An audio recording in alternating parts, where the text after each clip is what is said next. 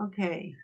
Welcome. Welcome to our Electrifying Bradfield webinar. We haven't had one for a while, but we're coming back to them and we're going to try to have them again monthly. So I'd like to acknowledge that I'm meeting on the land of the Darra Marigal and the Darra people and pay my respects to their elders past and present. And I just want to make a note that recently the IPCC, the Intergovernment Planning Commission for Climate Change, has really sent a really terrifying report that we really need to act urgently and we need to stop new coal and gas mines. So that's a real strong message, and in a way the Parliament is hearing it a little bit with their recent passing of the legislation of the safeguard mechanism.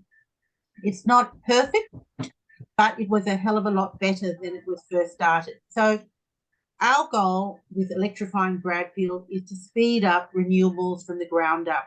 So we've got some very exciting news. The news is that we are now an incorporated body.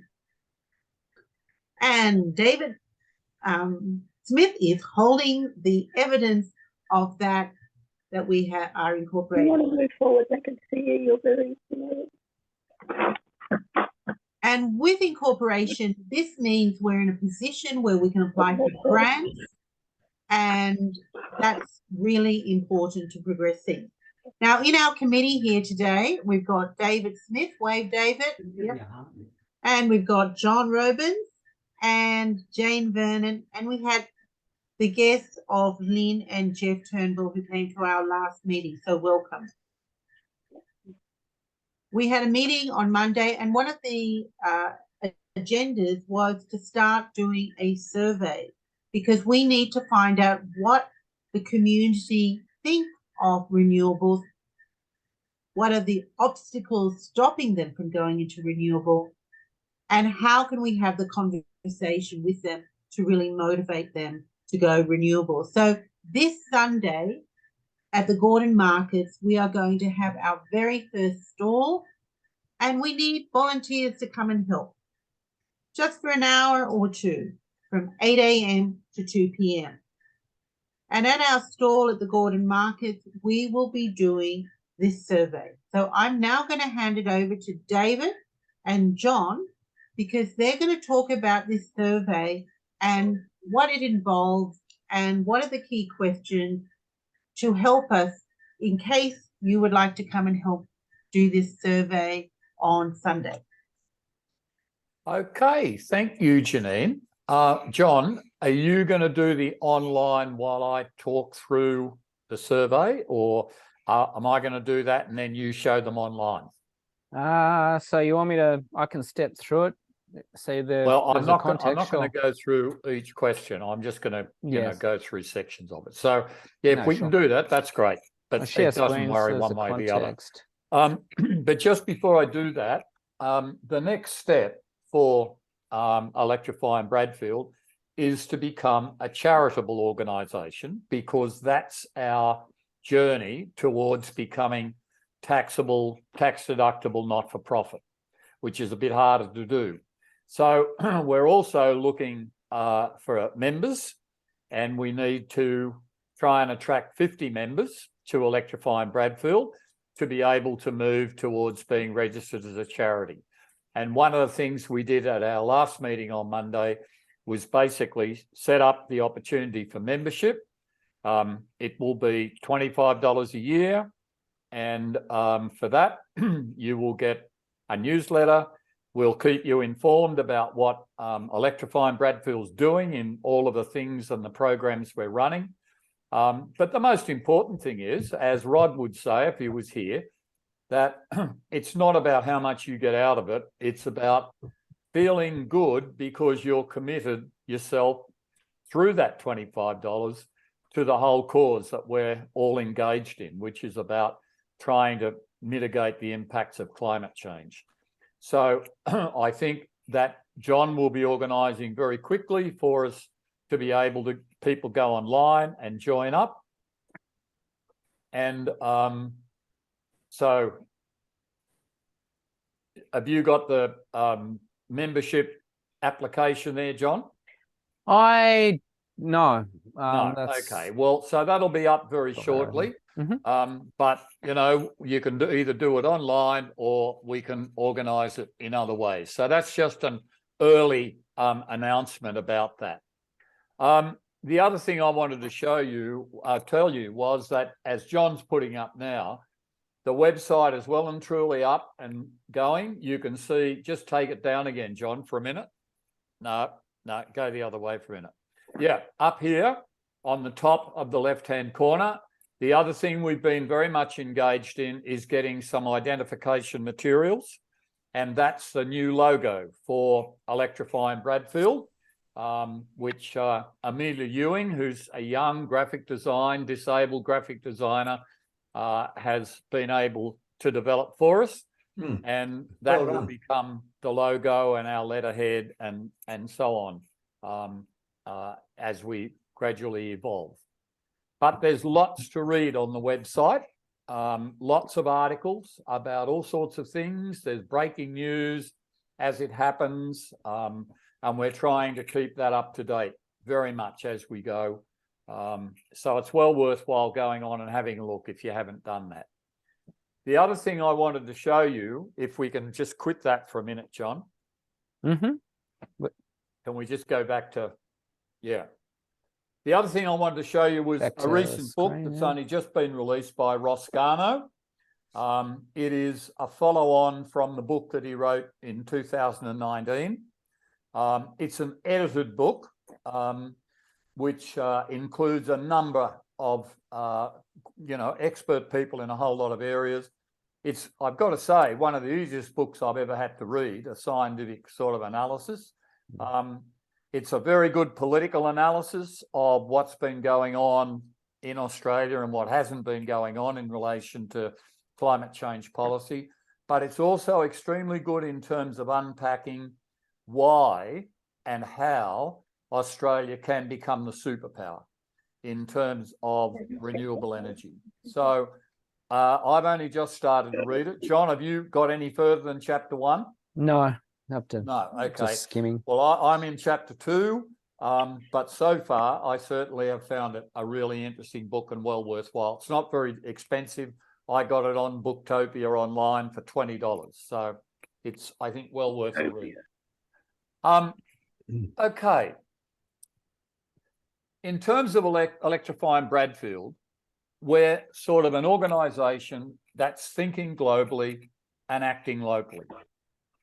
And what that means is that we're trying to develop programs that are very much in concert with the community. Just to give you an idea, we've just begun our school program of education, trying to go into schools, work with teachers and with kids and with parents maybe, in terms of trying to help them understand the issues about climate change and, more importantly, trying to bring messages of hope to the kids in particular about what's happening in the rest of the world. Because there's a recent survey that's only just been done internationally with thousands and thousands of young people, school kids. And the disturbing thing about it is that 50% of those kids in the survey demonstrated their anxieties, their worries, even feelings of depression about what was going on in the world and the issues about climate change.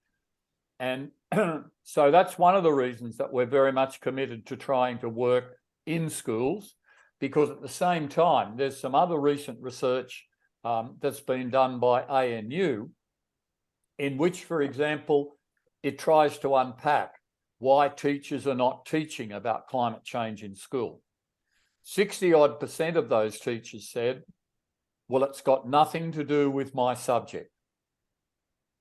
Now, as an ex-teacher, and I think you'll agree with me too as well, that there's plenty of our subjects in which we can incorporate climate change. And so our whole idea is to try and say, look, we can work with every single subject in the curriculum, from English right through science, chemistry, into mathematics and so on, in terms of working with you in helping you to understand what's going on. The other thing that we've just started is a community education program in which we're writing to organisations, community organisations, to offer one of us to go in and begin some conversations with people in those organisations, again, about climate change, about who we are, about what sorts of things you can do to try and mitigate it. And then the final thing is, as Janine says, we're a community-based organisation. So if we're going to be able to work with the community, we really need to know a lot about that community.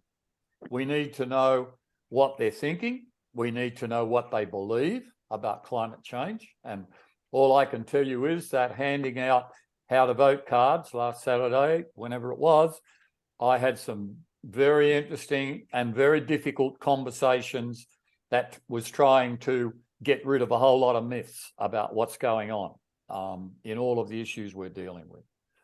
And so there's a lot of misinformation, there's a lot of myths out there, and that's what we're trying to challenge. We also need to know about what people have done in relation to taking actions that might mitigate climate change. Now, the only evidence that we've got of that information is from a Ku-ring-gai Council survey that was done last year. It's an incredibly unrepresentative survey. It tends to be of people who are in their 50s, 60s and over. It certainly does not include young families, and it doesn't include young people. It is a very small sample. And so therefore, the results from that are not all that helpful in helping us to know the community we're trying to work with. And what we've then designed is a social survey, which has been piloted to a small extent. It's been redeveloped beautifully by Gordon Elkington, one of our other committee members, who has done a wonderful job on it. And as Janine says, we're about to trial it for the first time publicly at the Gordon Markets next week.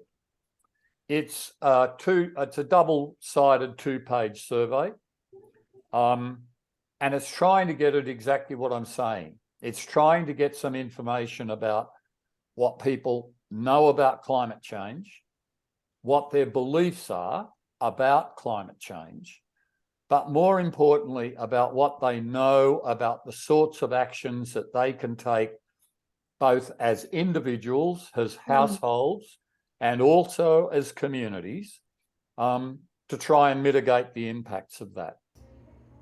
And it also is trying to collect some information about who these people are, where they come from, what their ages are, and so on.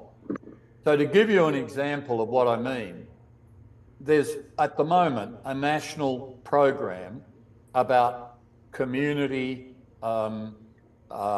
solar energy development and storage.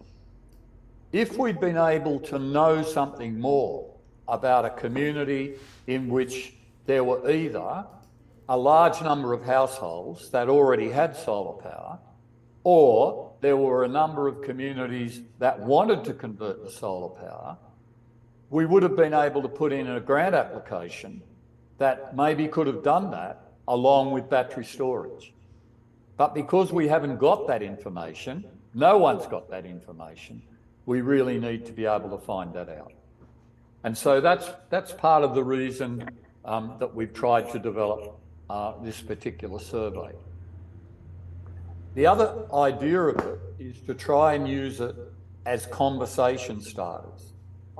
As I said, in a lot of conversations I have, and I've also put up a number of posts in our website along these lines, that I have a lot of conversations with people where there really is a lot of misinformation about a lot of things. A lot of things people don't know. For example, in the trial that I did with the survey, what was interesting, there was only one person out of 10 people where I live that knew what an induction cooktop was. And that's a fairly significant thing, as Saul Griffiths has said, because induction cooking is is actually the most effective, it's the most efficient, and it's the safest way you can possibly cook. And that's not said as someone who's an armchair theorist, that's said as someone who cooked on induction for 10 years. I've just ordered my new induction cooktop and it'll be here on the 24th of April, and I'm really looking forward to getting it and cooking on it. And that just gives you one example. But a lot of conversations I had on the weekend at the election was about recycling of solar products. And how many people just had no idea about the way in which that recycling of solar products has actually moved, or battery technology. So it's also designed to try and get conversations going as people go through the questions. It's got about 10 sections to it. The first one is, well, do you know what green energy is? Do you know what renewable energy is? Do you know how you're able to actually develop green energy yourself? What are the things you can do that? The next section is about solar power. And it's about, do you have solar panels on your roof? Have you ever thought about putting solar panels on your roof? If you did, and you haven't got them, then what are the things that stopped you from putting them on there? Because one of the interesting issues is about the psychology of denial and why people are actually, and Garno talks about this in his book as well, that in Australia, we've really gone through a whole period of denying that we have any problem and that we need to act. And it's very interesting talking to Ruby, who's actually a psychologist, who used to be a climatologist. And she became so concerned about denialist psychology that's what she became. She became a psychologist. And now she specialises in trying to understand denialist psychology. And so that's why we're interested in why people are not maybe doing things like putting solar panels on their roof. The next one is about storage batteries. So if you have got solar panels, have you ever thought about putting storage batteries in? And the latest developments in battery storage, for example, now mean that a household can buy a 3.2 kilowatt battery for around about $6,000, according to our person on our committee who's a person who's involved in putting solar panels and batteries into households and communities and so on. So we're interested to know how many people have thought about that. We're interested to know if people are interested in doing that or what the barriers are again about why that's not happening. And then there's a section on heat pumps. Now, once again, in the trial program that I did, very few people knew what a heat pump was. And hardly anyone knew how heat pumps work. Whereas, for example, in the time that I've spent in Canada, it is very, very common for households to have heat pumps. And so there's a section there on heat pumps. Do you know what they are? Do you know how they work? Have you ever thought about installing a heat pump? And so on. There's a section on induction cooktops and what they are. And have you ever thought about converting from gas, particularly from gas into induction? Do you know, for example, that there are subsidies available to be able to buy an induction cooktop and replace your gas? There's one on barbecues. How many people have got electric barbecues rather than gas barbecues? Because you can buy an electric barbecue now without any trouble at all. It does the same job as a gas barbecue. It costs no more than a gas barbecue, and it's just as easy. In fact, it's easier to use. I'm about to get rid of my gas barbecue because the electric barbecue is so much easier to use than a gas one. There's a section on electric vehicles. In other words, do you own an electric vehicle? Do you own an electric scooter? Do you own an electric bike, for example? Do you own an electric car? What is it if you have got one? Because nobody knows in Ku-ring-gai how many solar bikes there are, how many solar scooters there are. If we're able to find that there's a really big uptake of solar batteries and solar bikes in Ku-ring-gai, then we could go to the Ku-ring-gai Council and we could start to advocate for changes in council regulations regarding the use of battery bikes and battery scooters around the Ku-ring-gai area. But we can't do that because we haven't got any evidence of it yet. And that's what we're trying to gain.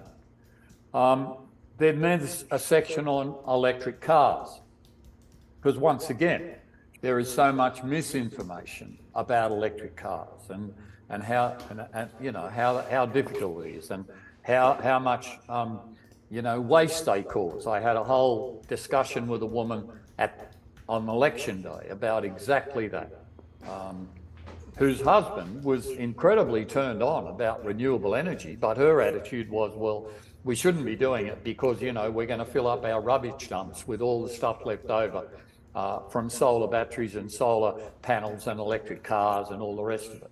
Well, there's a whole other story about that. And then there's a section about community-based action. In other words, are you prepared, if you accept all of the things we're talking about, are you prepared to join with other people in working at a community level on community-based action, like community solar farms, like community storage batteries, and so on? If you're not, then why aren't you? And what would need to change to be able to get that to happen?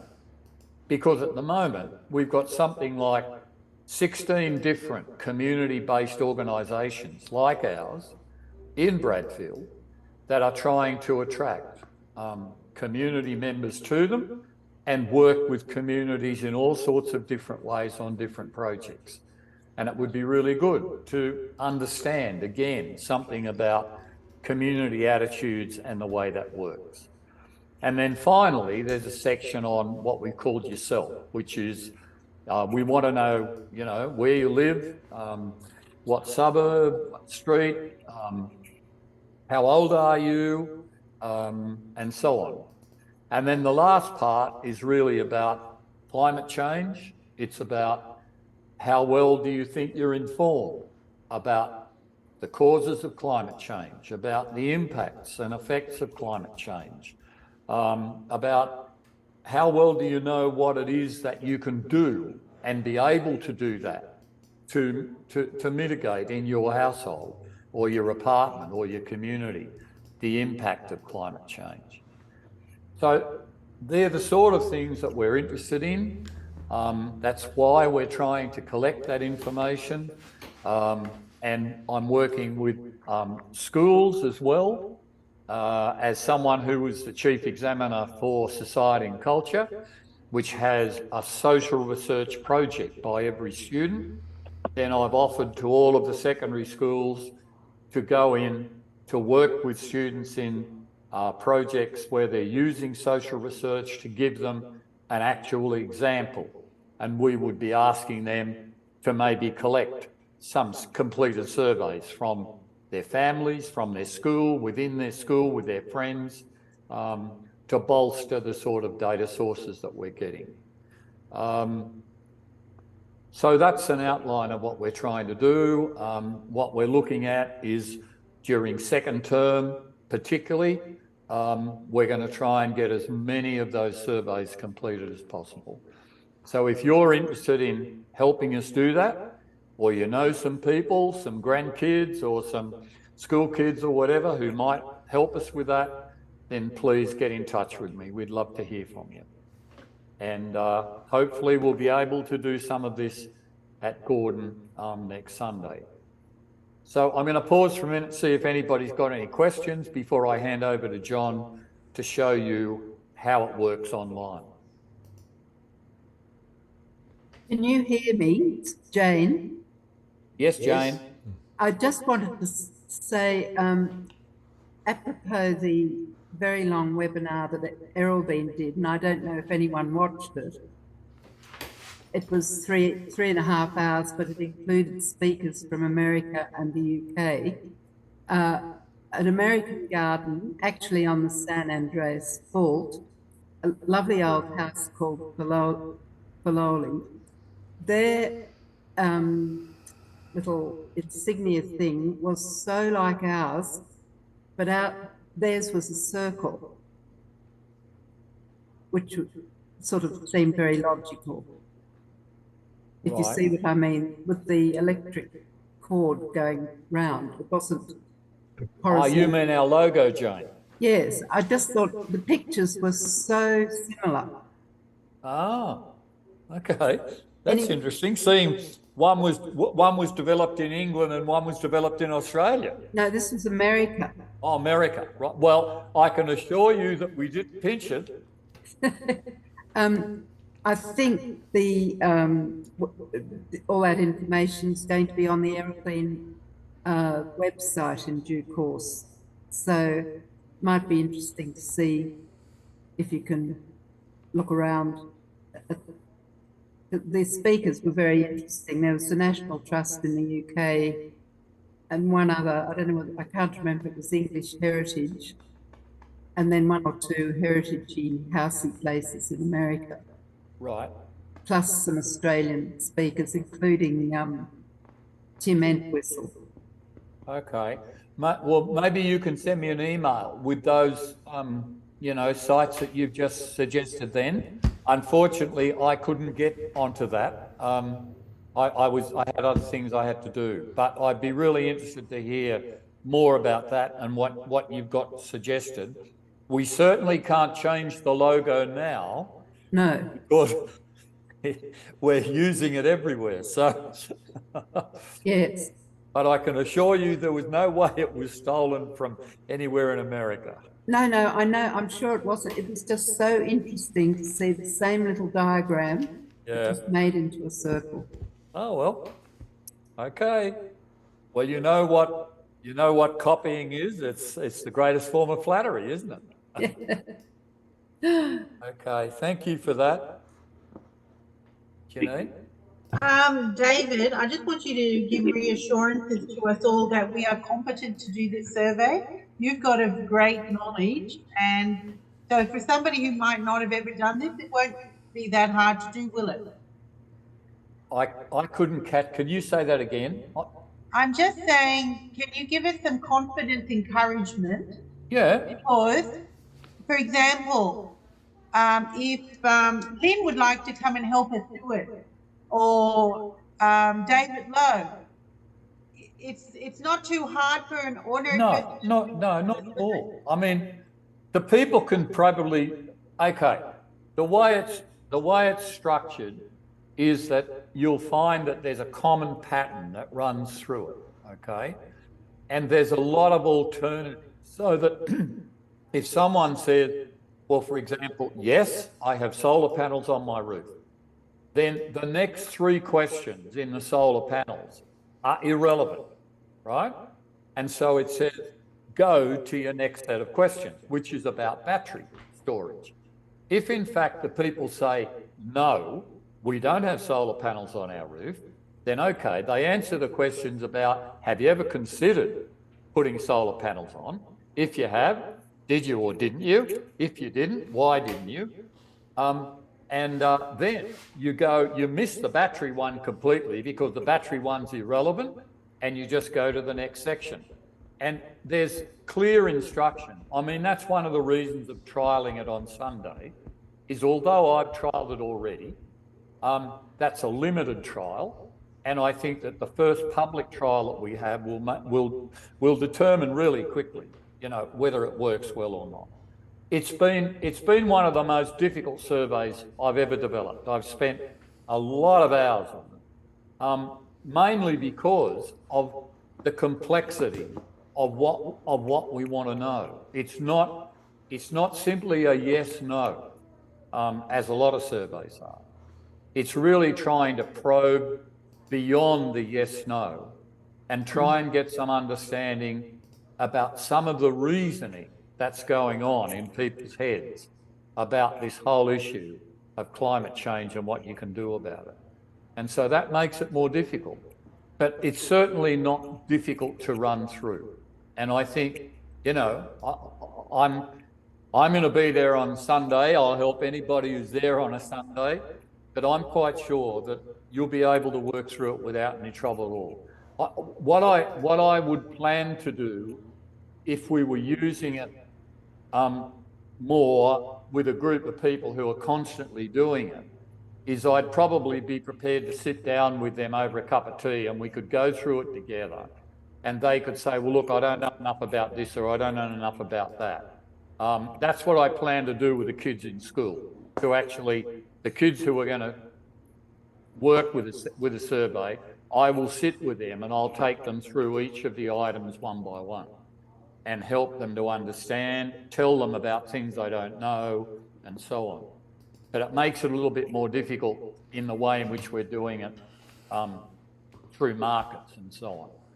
But I'm certainly happy to sit with anyone to do that. I mean, if anybody wants to, have a conversation with me over the phone or whatever, then before that, I'm really happy to do that. But you shouldn't be scared about it, okay? It's not hard to understand. Hopefully, it gets at what we want. Okay.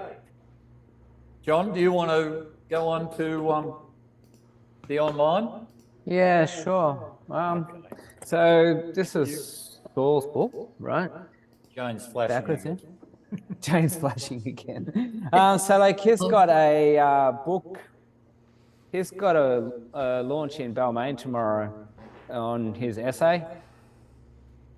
And so this ties in exactly with the survey. So he's talking about the 100 million machines that have got to be decarbonised to get zero carbon. So like another point on this survey is like, got a question on whether you can actually look at your household at the end of it and go, okay, we're a carbon neutral household sort of thing, and celebrate that, or whether we can get. There's a couple of biggies in his list too that we might have missed. One was pool heating, which might not apply to a lot of people, but it certainly is intensive.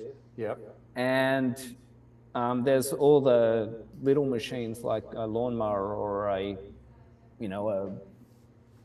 whipper snipper or another kind of things like that. So we might not have in the same way. But anyway, getting to the questionnaire.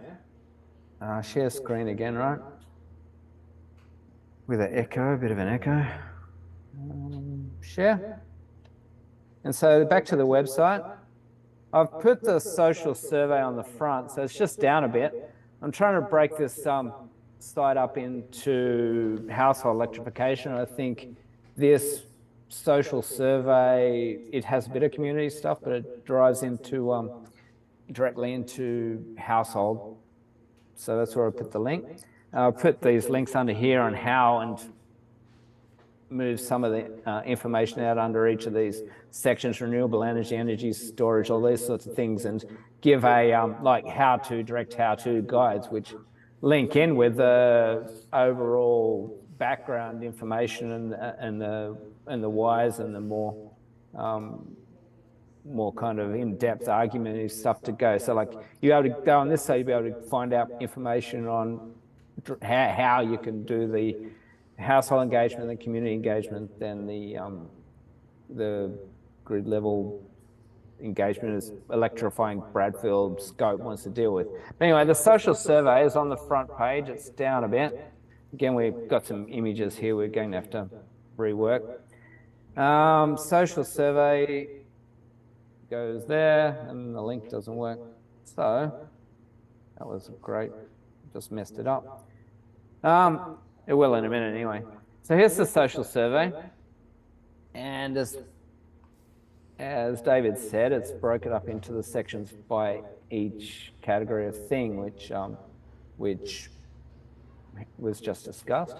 So it looks like a lot of pages, 12 pages or something, but that just breaks it down into bite-sized pieces. So, as Dave was saying, everything's conditional. So are you aware of green energy? Then the questions change. If you push no, then you don't get the conditionals. Okay. There are no mandatory fields anywhere, so you can fill out as much as you like. So like, do you have solar power panels on your roof? No, then it says, have you considered? And this is the pattern for all of the questions.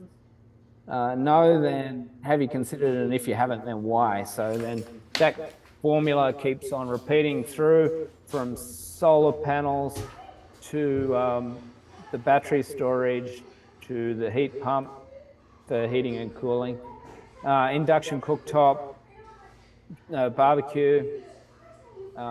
It breaks down a little bit in the electric vehicle section here because there's two kind of branches. One is for the micro-mobility and one is for the car. Cars are significant, but micro-mobility is another take on the transport concept. Any comments, David? No, that's fine. Okay. I mean, that bit tries to provide some information as well. In a couple of the questions, we're also trying to provide information. That, for example, breaks down the myth that you can't buy an electric car, relatively cheaply in Australia. Well, you can. The Good Car Company's been selling really top quality second-hand electric cars and vans for the last 4 or 5 years. And you can easily buy a really good electric car for around 25 grand. So yes, there is some informational parts and links out to other information, or links out to be able to contact us to get further information, like actually engage with us. So if you want to get practical help on changing to induction cooktop, then you might be able to contact us via a form. These sorts of actions, which directly go into what Electrifying Bradfield's trying to achieve. Okay. So yeah, there's the community. There's the community section at the end.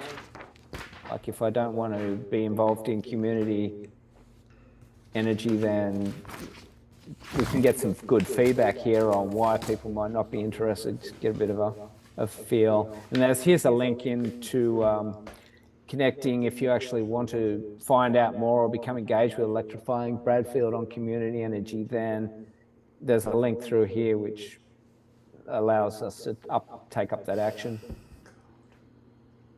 Too much? You okay, Lynn? Yep. Yes. That's good. The demographic section at the end. It does link in with another questionnaire that we've got, which is just a tick list of have you decarbonised transport, cooking, the heating, cooling as a concept. So we'll link that into like the pledge questionnaire. Does that make any questions on that? Anything? Oh, I think you've done a great job, John. Well quick. Done. Anyway, that's the online version of it. We just urge you and as many people as we possibly can to get online and do it. That would be great. Yeah. So we can, share it. Like there is share the link, or print out the QR code and give it to people to encourage more people to fill it out. Need to spread it around social networks or. Okay. Yep. Thanks, John. Thank you. Okay. I'll finish that. Thanks. But yeah, so I don't know. You saw this one, David? Yeah, I have. Yeah. Unfortunately, I can't get there tomorrow to Balmain. No. Yes. But I imagine it's similar to the other things that he's written and said. Yeah. Yeah. Oh, see how we go. We'll either get the whole family, or it might even be booked out by now. I don't know. But how can I? Very few seats left. Is it? Yes. I'm not surprised. Janine and I are going. Yes. Yeah. He's certainly getting a lot of publicity in a lot of places. Yeah. Which is great. David, when we go, what question? If there'll be questions at the end that we might be able to ask him. What question, could you have a think about, or all anyone here think about what would be a good question tomorrow that Jane and I might have the opportunity to ask him? I can't think of a question at the moment. I got my big questions. One is so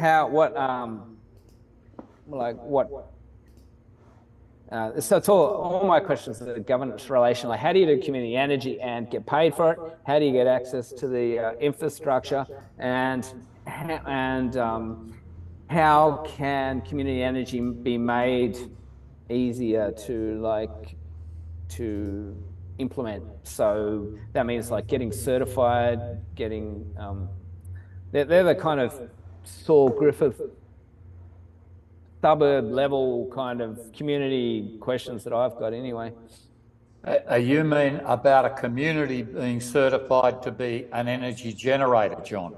To get access to a grid and to get your infrastructure is attached to a grid, you're going to have to get the relevant approvals. It's going to need to be certified. It has to be approved technology. That is a complicated field that if Saul is providing community resources to facilitate, I could see him speeding up some of that process. Because like, how many community groups have the technical resources to like get a neighborhood scale battery certified, purchase certified, and connected and then monitored, and so that whole process needs to be facilitated in some way. We'll see that, Janine, the guy from the the suburbs in Sydney where they built the community solar farm that we were going to have on tonight, that would be an interesting question to put to him, John, because the council there who built the solar farm, community solar farm, obviously must have got certification somehow. Absolutely. So it would be a really good question to put to him, because obviously they've been through that experience. Who was that again? Sorry? Who are you referencing again? The person who was, not Angus, the other guy who was coming on tonight. Gavin Gilchrist? Yeah. Okay, Yeah. Well, Gavin might be there, so it'd be interesting. Yeah. All right. Could John put those questions into an email for Janine or me, or? Yes. That'd be good. Thank you, John. Thank you. All right. Well, that's pretty good, isn't it? Well done. The pity we had. It's really good. Excellent work. Well, we're getting there slowly. All right. Well, we'll just finish up now. Any other comments? Anybody else want to say? Lynn and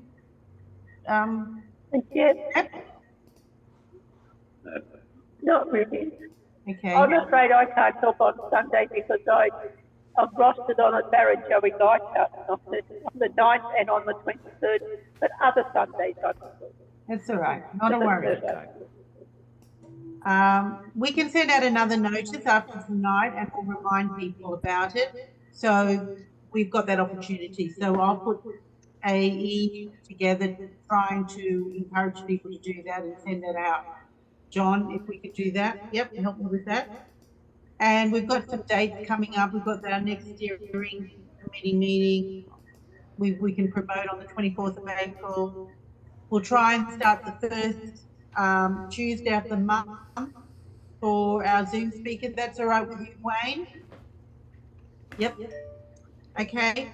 And I have got some exciting news that the ABC Friends Group has invited David to come and be their guest speaker on May the 11th at 12:15 at the Roseville Club. And that's going to be based on why the ABC is important to talk about climate action as a result of the Australian Story show where was interviewed. So that's a nice segue. All right. Well, that's about it. So thank you very much. And unless there's any other questions or comments, let's say goodbye. Thanks, Janine. Okay. Thanks so much, Thank you, Wayne. John. Thank you, David, Thanks, for the everybody. great work that you've done Okay. in preparing the Okay. survey. Try out my survey. I'll make sure the link gets the proper treatment and try it and give me feedback. Or the online version, I mean. It's not mine, but online version. Is the survey only for people in the Bradford electorate? Yeah. Well, I think you've done an amazing job on that. Well done. Thank you. Thank you. All your work on it. Thank okay. We lost David Lowe. We're losing everyone now. Okay. Everyone's going, yeah, bye. Bye.